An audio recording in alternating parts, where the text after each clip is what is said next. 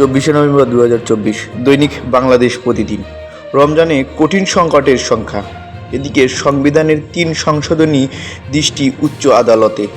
এদিকে জাতীয় নির্বাচনের আগে স্থানীয় নির্বাচনের পরামর্শ। নির্বাচন দীর্ঘমেয়াদী হলে স্বৈরাচার ফিরে আসার সুযোগ থাকবে। দৈনিক আজকের পত্রিকা। বিলম্বে বাড়ছে ব্যয়, ভোট যত দেরি হবে ষড়যন্ত্র তত বাড়বে। এদিকে সদস্যদের ভোটে প্রধান নির্বাচিত করার ভাবনা। এদিকে হই হুল্লোড় থেমে গেল চিৎকারে। 20 কোটি টাকা ঘুষ দিয়েছি, ইজ্জত পাইনি। এদিকে চিকিৎসার জন্য বছরে $400 কোটি বিদেশ যাচ্ছে। মেট্রো রেল থেকে আমলাদের বিদায়ী। দৈনিক প্রথম আলো। কাঙ্ক্ষিত ফল আসেনি, হতাশা। দেশে ঘন্টায় 3 অপরিণত নবজাতকের মৃত্যু হচ্ছে।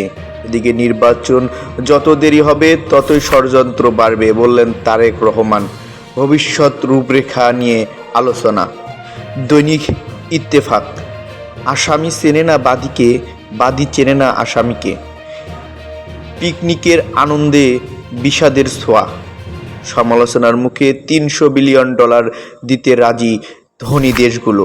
এদিকে নির্বাচন যত দেরি হবে ষড়যন্ত্র তত বাড়বে বললেন তারেক রহমান। দৈনিক সমকাল। বিতর্কিত ভোটের সহযোগী কর্মকর্তাদের কপাল পুড়েছে। এদিকে বনভোজনে আনন্দ রূপ নিল বিষাদে। চেনা মঞ্চে পুরনো নাটক মঞ্চস্থ। সাউথ ইস্ট ব্যাংক ক্যাপিটাল কারসাজি চক্রের পকেটে। বিদ্যুৎ গ্যাস সংকটে বিপর্যয়ে শিল্পখাত। দৈনিক যুগান্তর। চাকরিবিধি লঙ্ঘন করে সিএফও নিয়োগ। নির্বাচন যত দেরি হবে ষড়যন্ত্র তত বাড়বে। আওয়ামী লীগ সরকারের দুর্নীতির খেসারত দিচ্ছে শিল্পখাত। শ্রীপুরে আইইটিউর 3 শিক্ষার্থীর করুণ মৃত্যু। দৈনিক আমাদের সময়। প্রহসনের 3 নির্বাচনের জড়িতদের তালিকা চূড়ান্ত। ইসির সামনে যত চ্যালেঞ্জ। কম্পিউটারের দুর্নীতির প্রমাণ মুছে আত্মগোপনে মনির। মিয়ানমার থেকে ছোড়া গুলি এসে পড়ল টেকনাফে। গুলিতে মাথার মগজ উড়ে যায় ফয়সালের। দৈনিক কালের কণ্ঠ।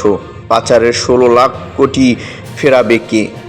এদিকে শেখ পরিবারের প্রশ্রয়ে ব্যাপক ছিল পাচারকারীরা। জড়িত শতাধিক ব্যক্তি ও প্রতিষ্ঠান। আওয়ামী লীগ রাজনীতি করতে পারবে কিনা সিদ্ধান্ত নেবে জনগণ। দৈনিক জনকণ্ঠ। বাড়ছে জনদুর্ভোগ। ছাত্র আন্দোলনের কোটা সংস্কারের সীমাবদ্ধ থাকেনি। এদিকে প্রথম স্থানীয় সরকার নির্বাচন হওয়া উচিত। আজ নতুন নির্বাচন কমিশনারদের শপথ। এদিকে সংস্কারের পর নির্বাচন চান অধিকাংশই মানুষ। প্রাতিষ্ঠানিক সংস্কারের পর নির্বাচন যত দেরি হবে দেশ নিয়ে ষড়যন্ত্র তত বাড়বে। অন্যদিকে ডেঙ্গুতে আরও 10 জনের মৃত্যু।